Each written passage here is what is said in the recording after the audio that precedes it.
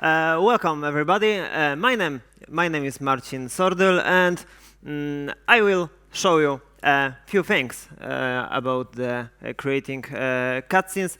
I'm in the video game industry for over a decade, especially in animation since 2016. And from the animation perspective, I will show you some stuff. So let's begin with what the cutscene generally is.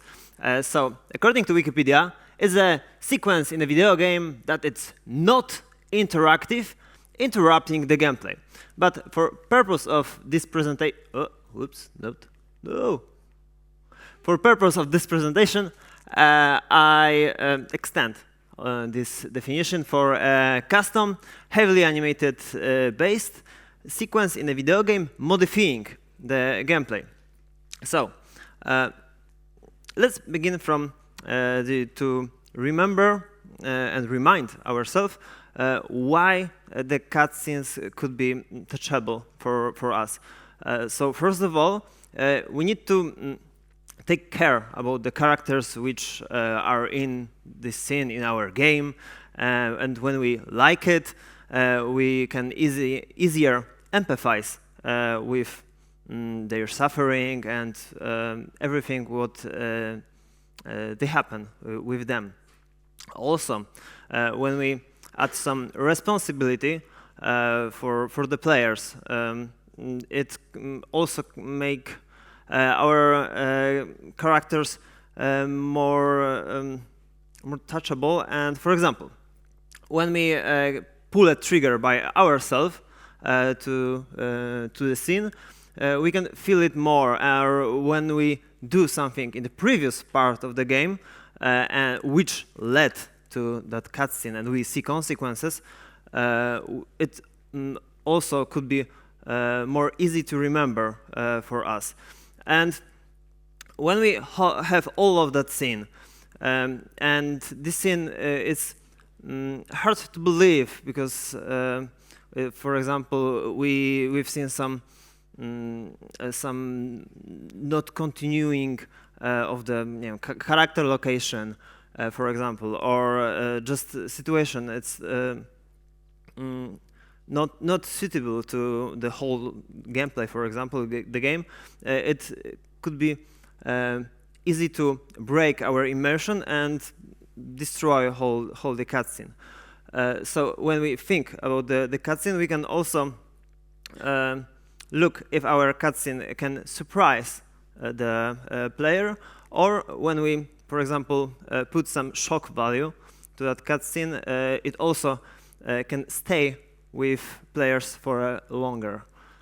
So, quick spoiler alert. I will show you some examples from these games, but it wouldn't be anything important, any heavy plot twist. So let's go.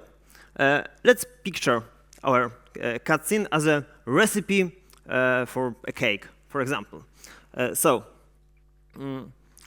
We need to know what our player need to feel and know in this particular moment of game.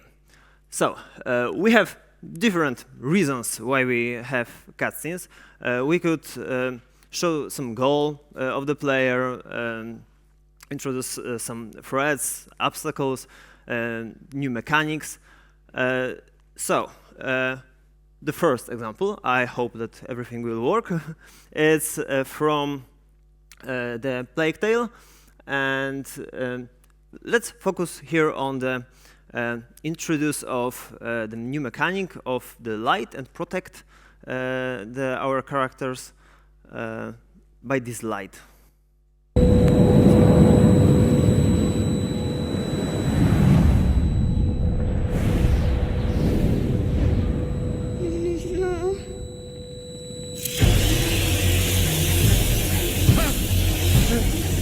No! Quick! The light! Father, no! The light!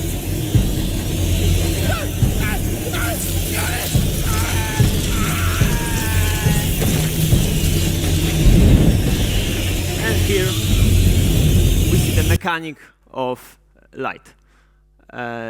We also could reward the player, for example, after the complex puzzle or some difficult battle. So we can look at the example, which looks like as the typical rewarding cutscene, but it twists in some moment to heavy emotional narration moment of the game. It's from the God of War.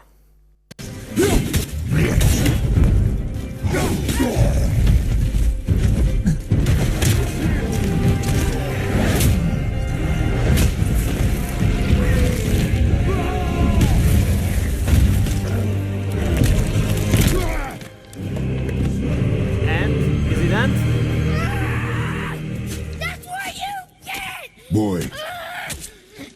Think I'm afraid of you! It was perfect example to add some narrative to the classical type of the cutscenes. Also, we can change pacing or change location, theme of action, perspective, generally to connect two different parts of the game. And this is also quick.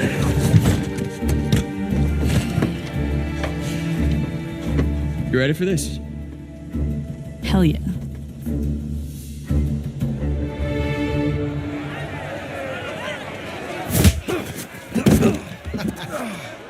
Esto va a estar más fácil de lo que esperaba. We had change pacing, change location and action here.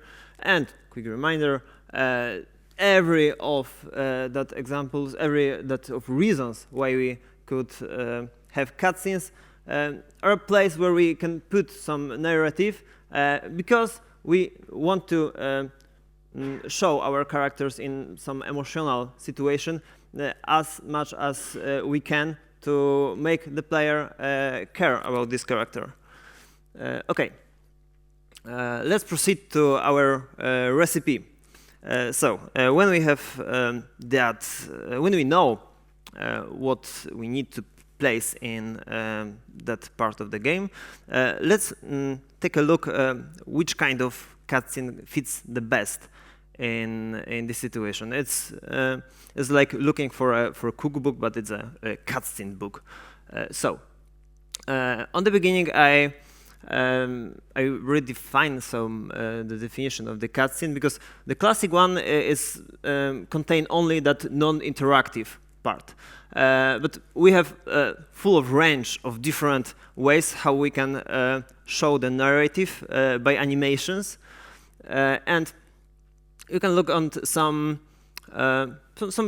examples of purposes why we can use the animation, the cutscenes here.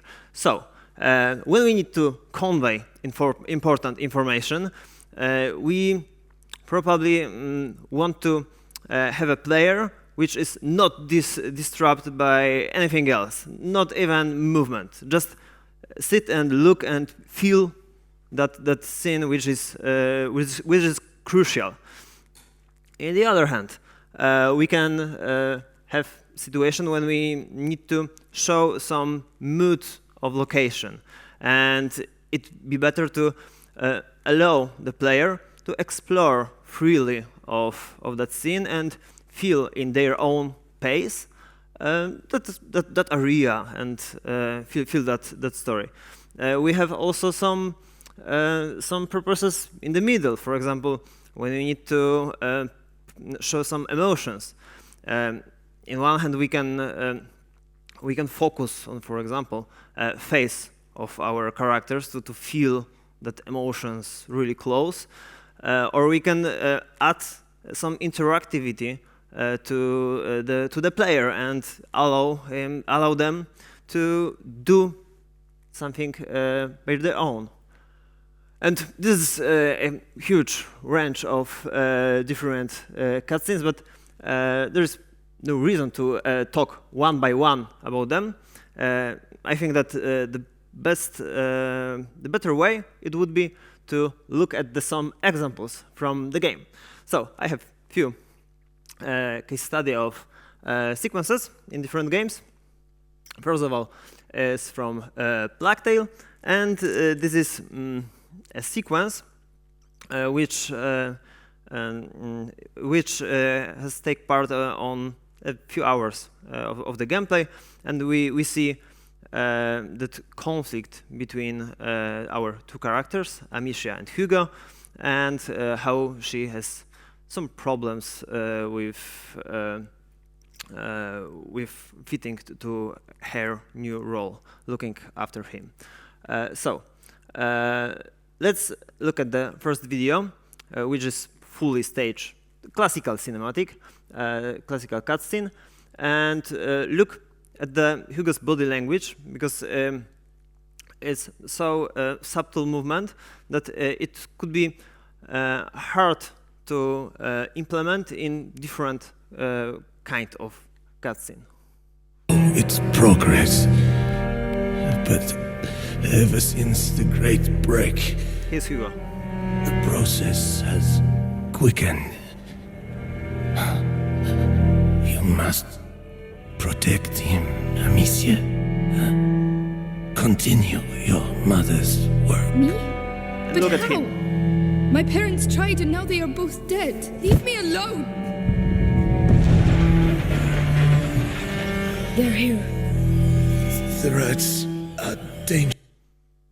We had a story told by just his movement without any word from him, but we feel his emotions. So later we will see some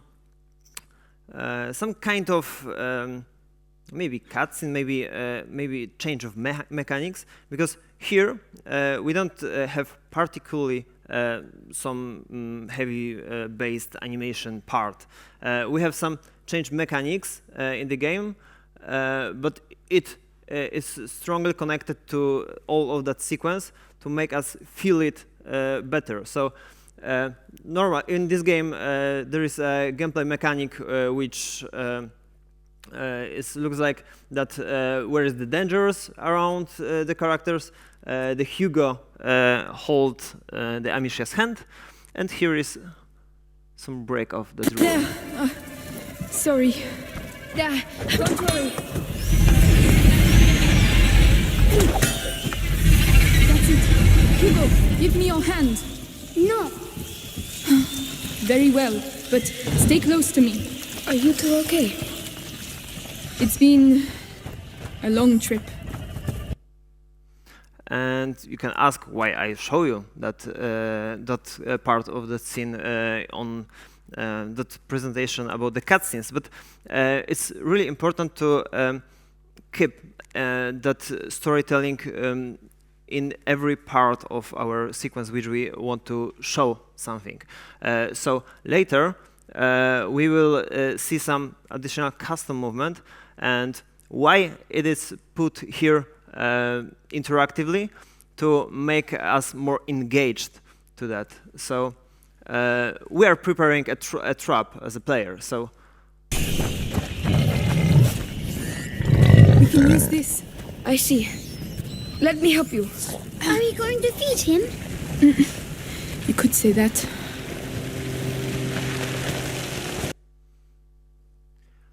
and now we were really engaged to that scene. We're preparing the trap, and then we have to activate this trap. And our brother Hugo is really don't like what we do with every that scene, and because we need to activate the prop and kill that innocent pig.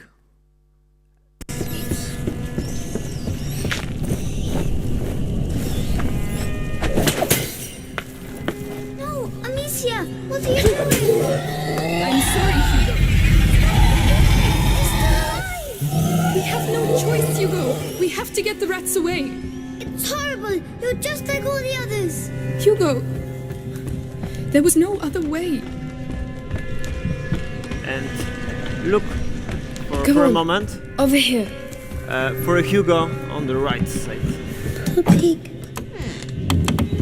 Now. And it was another tool that we can just put the character somewhere, just looking at something. But because we know the context of that scene, we feel that relations, we feel it that it's more touching in this scene. So in this sequence, we used the several parts of kind of cutscenes. We start from fully cinematic, but then we introduced custom movement, which isn't really complex. It was just walking in one line, in one direction, and we also have some NPC active points to start some custom animation there. Okay, another example.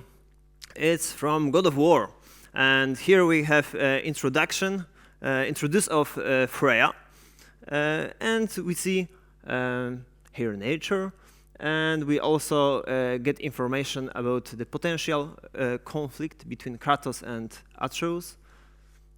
So let's take a look, and here's a few points. You can look at that. Look how the Freya use her hand to take the Kratos into this scene, because he's really reserved in this scene, but after that touching and pull him, he's into this scene. Then we will have some short and really simple QTE event, and you can also look at some movement of Atreus. We didn't know he belonged to anyone. He doesn't. He's my friend. The boy was following my command. Then help fix this. Hold here, please. Hold, I said. He's losing blood. The last of his kind in all the realm, and you shoot him. You needed food? Target practice. Target practice. I'm so sorry. Keep that pressure on. The blame is mine. I should have kept a closer eye. Will he die? I will not let him. You. The arrow cut a tideway inside him. Find both ends and hold them tightly. And a QT. Start with the left side. Grab it and hold. Now the right side. Hold it tight. Good. Now pull them together. Line them up. So now.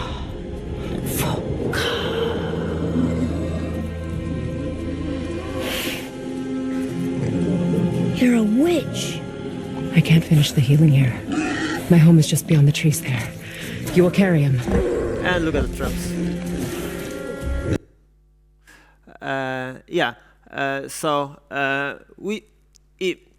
Why we had that QT, for example, here, to get the player more engaged in the scene, more into of all of that things happened here.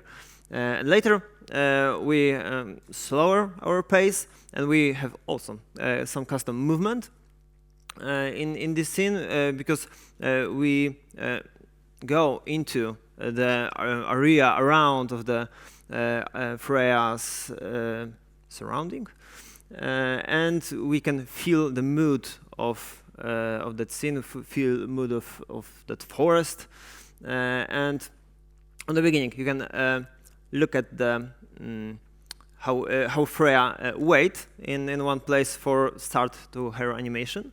We just customly designed for all that sequence. Also, you can look at the animals, where they are, and how they avoid the player path. And yeah. And We're here. You live in a tree? Not start. in it. Below it. Hemele! Look! It's all right.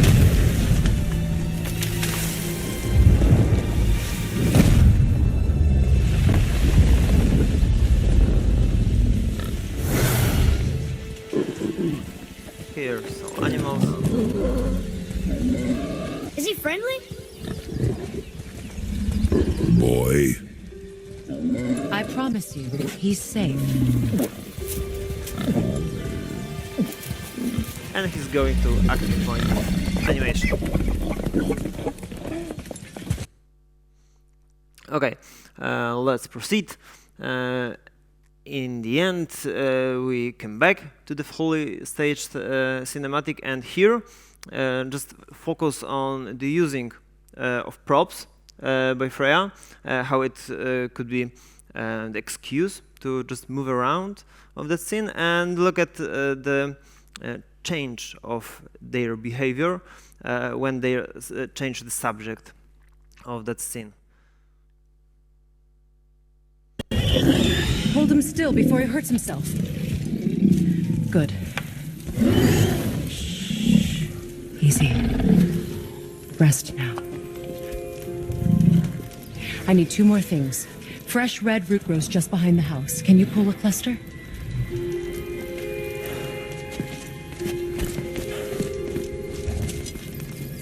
What else?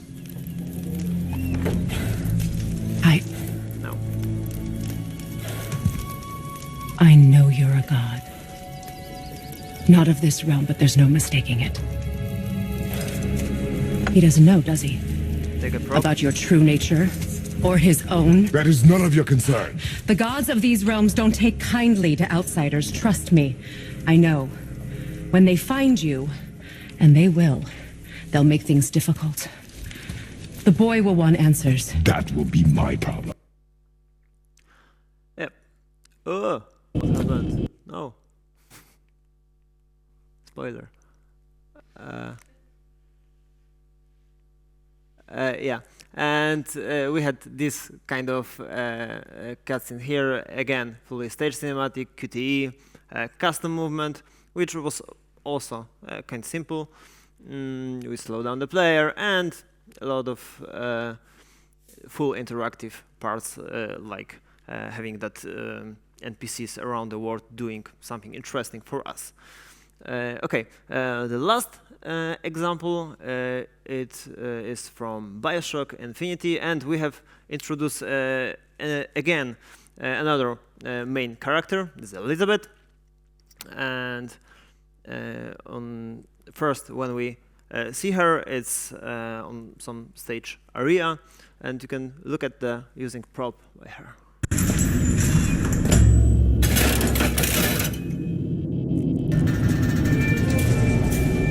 That's her.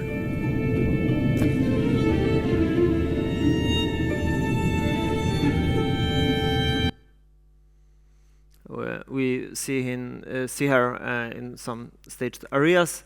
It was first one and the second one.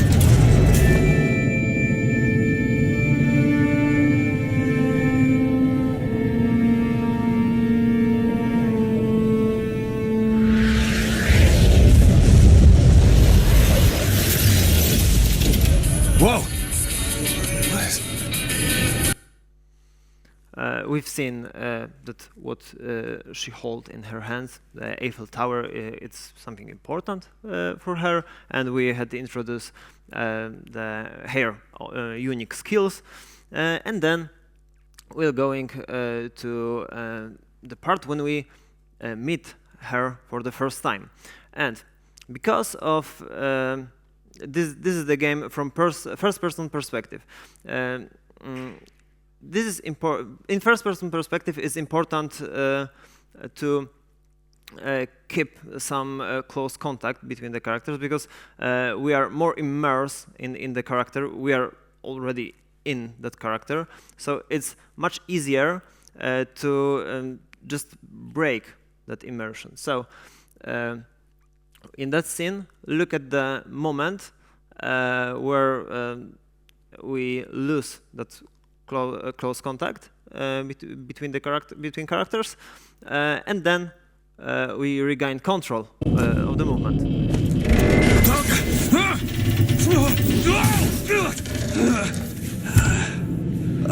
Hello. Hey! Knock it off! Stop it! Will you stop it? Not here to hurt you. Who are you? My name is DeWitt. I'm a friend. I Come to get you out of Get here. away!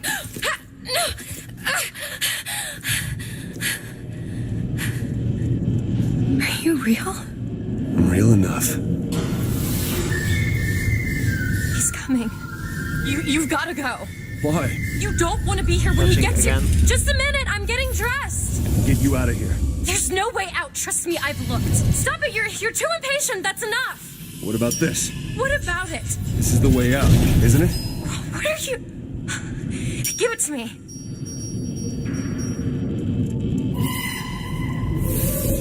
And we have full of control.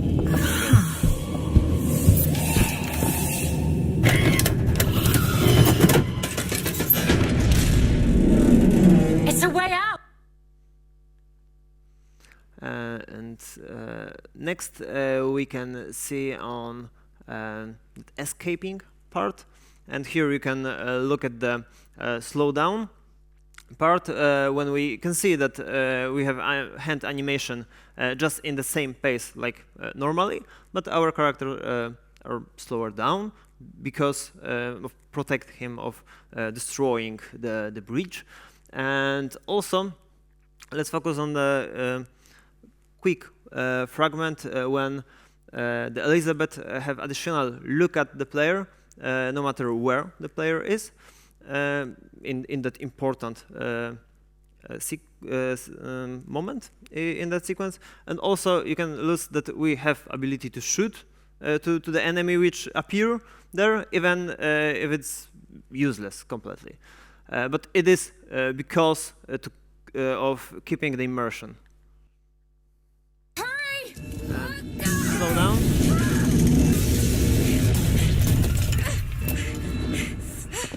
Call the elevator! What? The hell is... Press the button!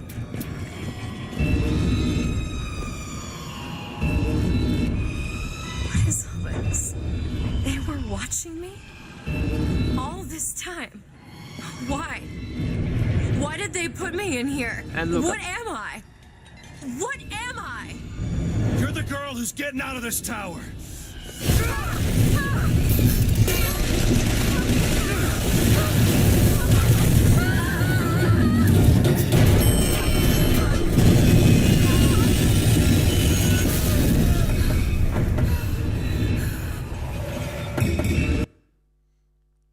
So, we had in this scene the fully staged cinematic, even if it was from FPP.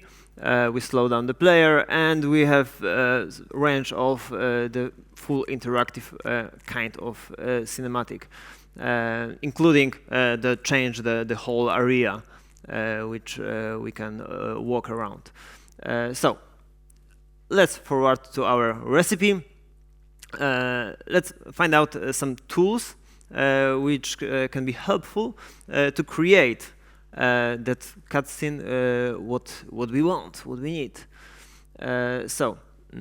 First of all, remember about the interact with world, because when we have the NPCs in the world which just stay and waiting for the players, it's not natural. It's not increase our engaged in that world and engage in immerse. We can fix it by really easy way. Like we can add different idols for the characters to interact with that world. We can the characters can leaning against the wall, raining, that they can sit somewhere, or as you've seen on the example from Plague Tale, they can just watch something interesting, and we can also walk there and watch where they're watching. And what is the most important, in my opinion, the interaction with props, because the props can props allow us to show a lot of information about our characters, and can, as you've seen in the God of War example, can be excuse to move around of the scene. And here, look at the, how we can start that animation just by interaction with prop, and we can start cutscene, and how we can see the difference between two characters.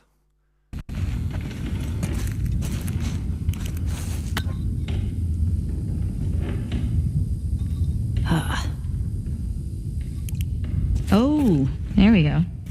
You think it's still good? Does weed go bad? Let's find out.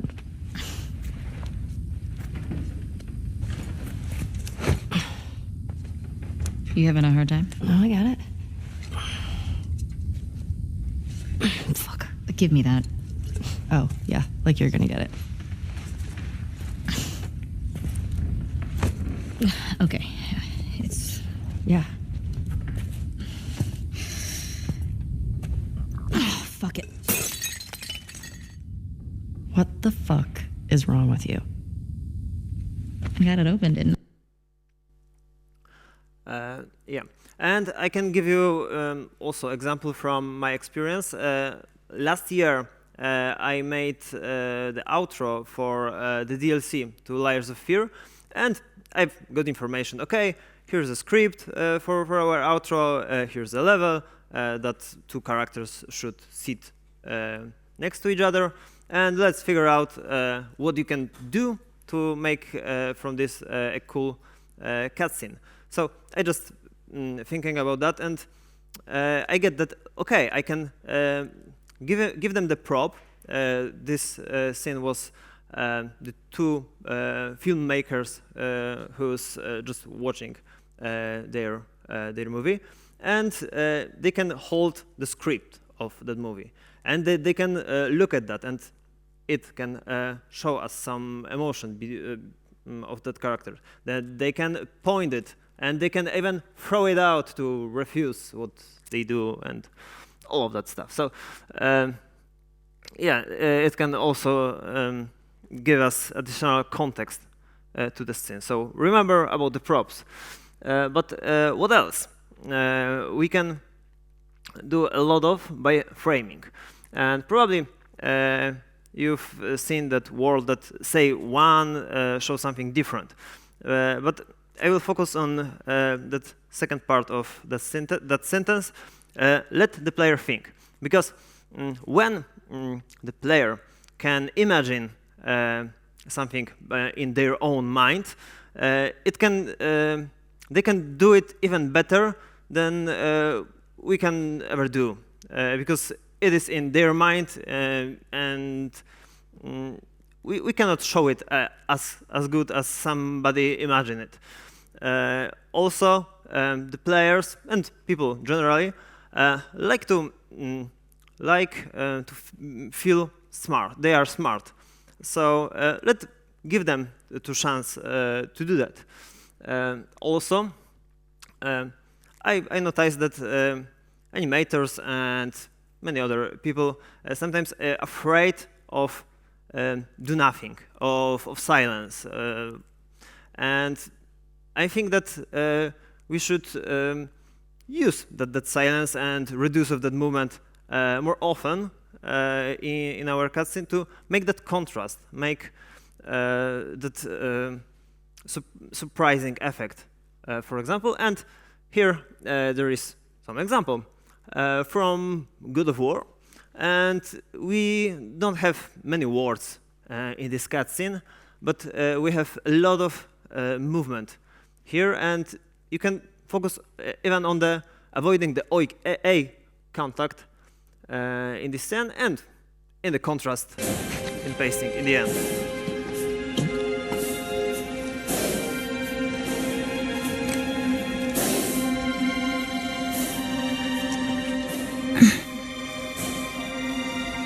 I can't.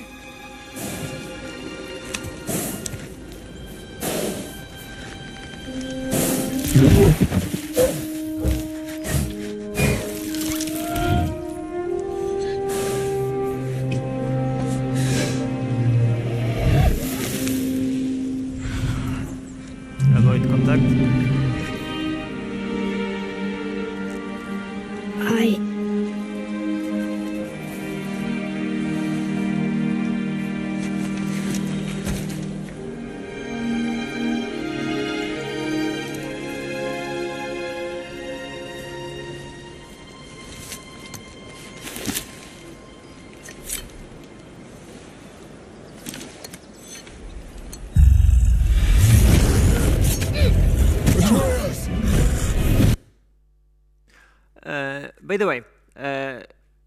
by the way, okay, let's take it.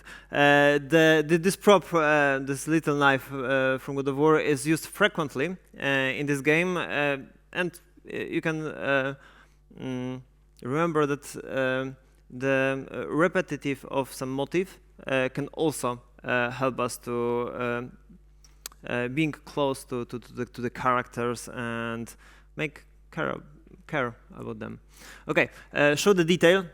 Probably you've heard some times about the Kuleshov effect, that when we see some scene, some prop, some maybe detail, and after when we see the character, we can make the connection in our mind. And also, it's another example to let the player think, to make the scene more interesting. And design what is out of the frame, because our cutscene is not only what we see, but also what we can hear. And this is a short example from Tomb Raider.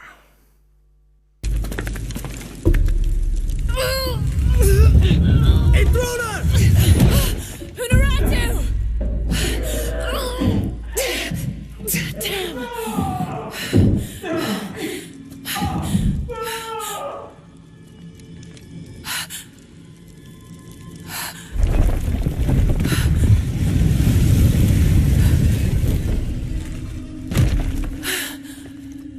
Take this key. We've seen only the reaction of what happened, only the Lara's reaction of what happened, and also we had contrast, but in the sound in this example, because we have some silence, that it happened that something happened behind the wall. So you can also use that sound when you do some first-person perspective animation to keep that body awareness, because even if that first-person perspective cutscenes we see on our hands and on the contact more often than we do that in the real life, we don't want to make it every time when we touch something or when we hit something. So we can add information to the sound designers that they should add some contact there, because there is contact with different surfaces. So it's obvious, I think. And maintain right of animation. It could be useful for some cutscenes with some action, and we can talk with the sound designers, for example. What is the bit rate of the music in this scene? What they plan to put that?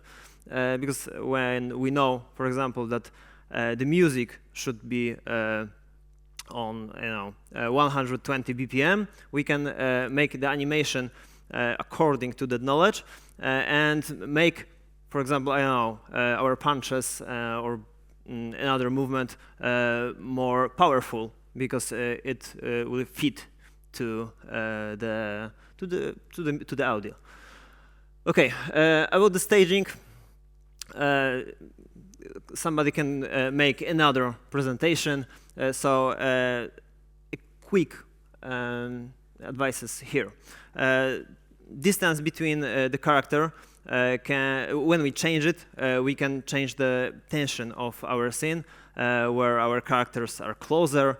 We can feel that it's more emotional, more engaging, but where our in the bigger distance, this scene can be more informative, for example, or characters can be more reserved between each other. This proportion in poses, like when we have one character which sitting or lying on the ground and another standing. Of course, we can see that difference between this character just by using different poses. Also, rotation against the character, because when, for example, we have two characters who's talk each other, and one of them just turn back to the second one, we can guess that now this character think about something more inside of their mind. And last but not least, remember about the camera shake and vibrations, and it could work together because when we, for example, when we do a game in Unreal, we can make one blueprint for that and connect it. And when we implement the camera shakes to make our scenes more powerful, we can also can have that vibration at the same time, and we can feel at our third sense of that scene.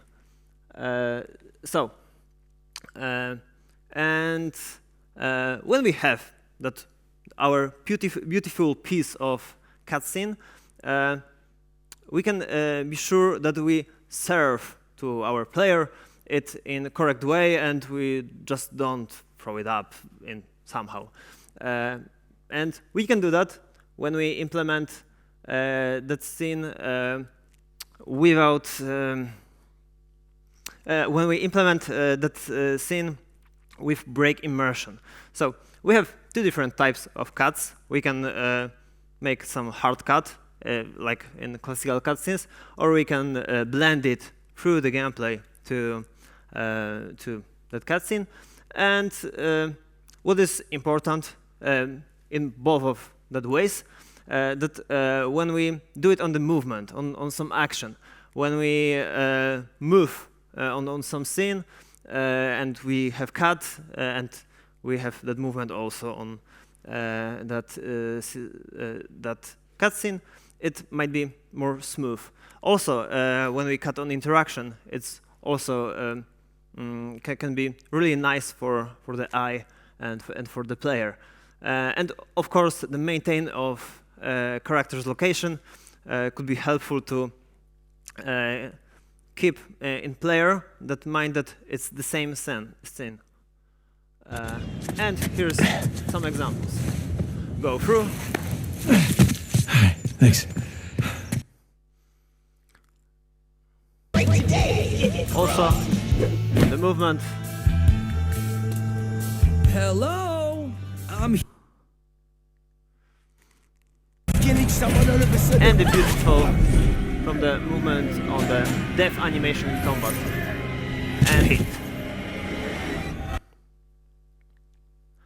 I find out also some bad examples, which I don't mean that it's a bad animation. It's okay, but it could be implemented in the better way and can preserve more immersion for the player.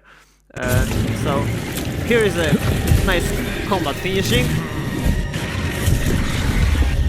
and we have movement now,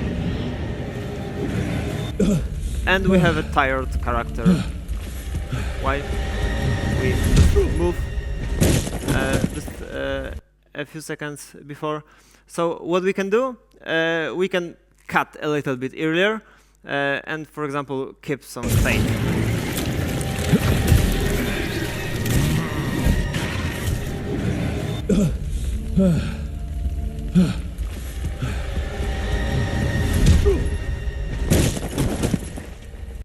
Of course, it could be done better with additional work in animation, but it was just by editing. Additional one with not maintain of the location.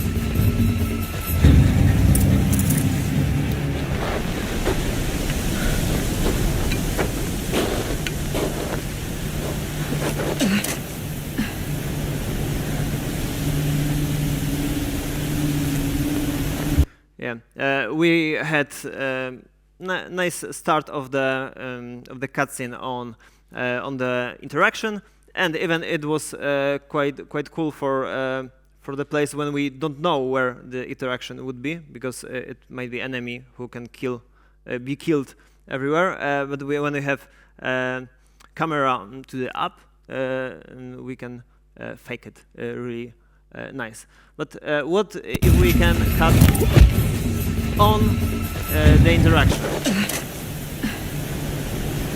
It might be smoother, even if that scene was too short to notice so much. And here's another example. But here we have not maintained that movement. And for example, when we have that interaction, then we crouch, we can just add, 1 second, half a second of animation on the beginning of the scene, and it might be more smooth and keep more immersive here. Okay, so that's all of that recipe for a cutscene, and I have a few takeaways for you. So remember to make as much situation as you can to show your character's emotions and make your character be likable, because then the player can empathize with them easier.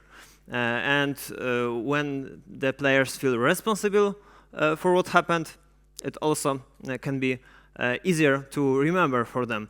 And don't break the immersion by doing something which is hard to believe. Let the player think to make they feel smart and they imagine it by themselves. Use the contrast and remember about placing characters in the world, not outside of them. You can use it. You can do it by using props, because props are excellent to do any animation, and it make our work easier. And remember about the all of senses, because the cutscene is not only the what we see, but also what we hear and what we can touch in the gamepad. So, thank you for your attention.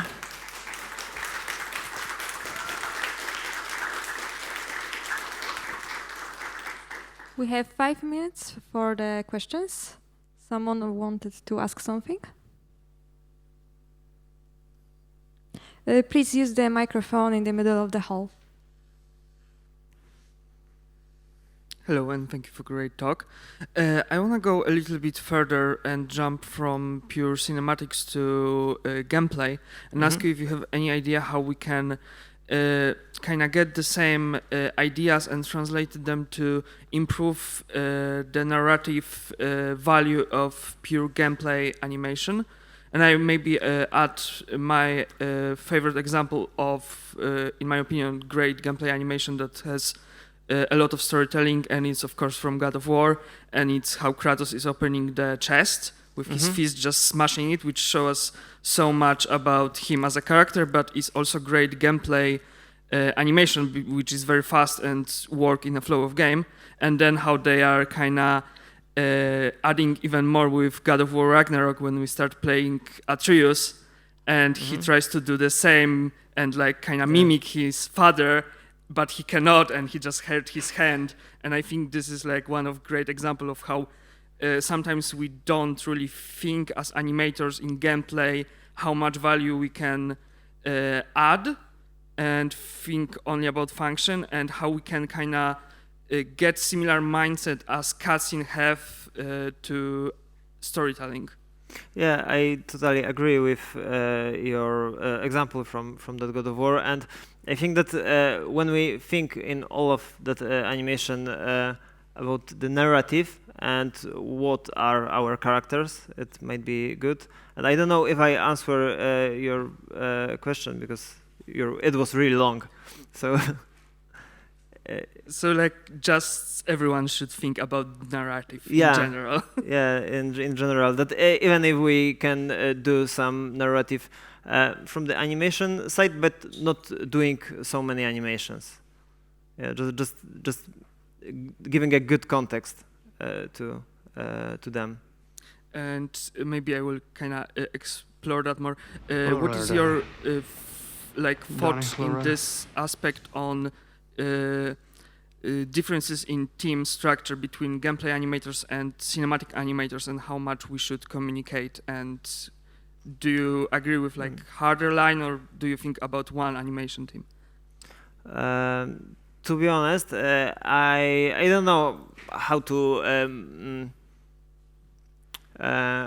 how to say something about the communication between the team of gameplay and narrative animation, because I never worked in that the division. We always work in some general animation team. So we changed what we do during the time. Of course, that somebody was better in one purposes, but we didn't separate it like that.